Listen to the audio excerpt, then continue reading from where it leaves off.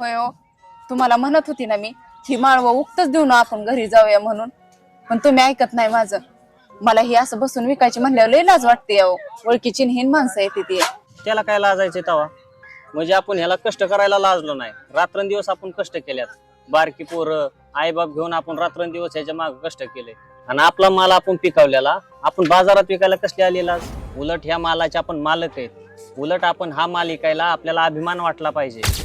अगं आपण एवढं रात्रंदिवस कष्ट करतोय आणि कमी भावामध्ये आपण दुसऱ्याच्या ताब्यात हा माल देतोय. ह्याच्यामुळे आपण लॉस मध्ये जातोय.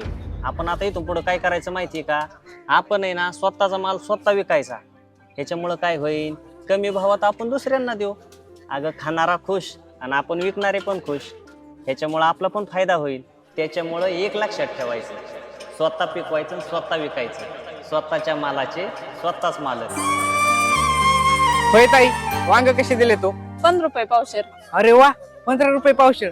अहो तिकडे 20 रुपये पावशेरने पैसे घेते ती. आम्ही 15 रुपये पावशेरनेच देतो. आमच्या घरचं आहे ना ही माळवं, म्हणून आम्हाला कमी रेट मध्ये द्यायला परवडतं.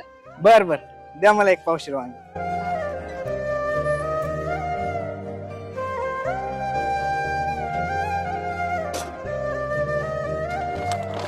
हे घ्या तुमचे पैसे.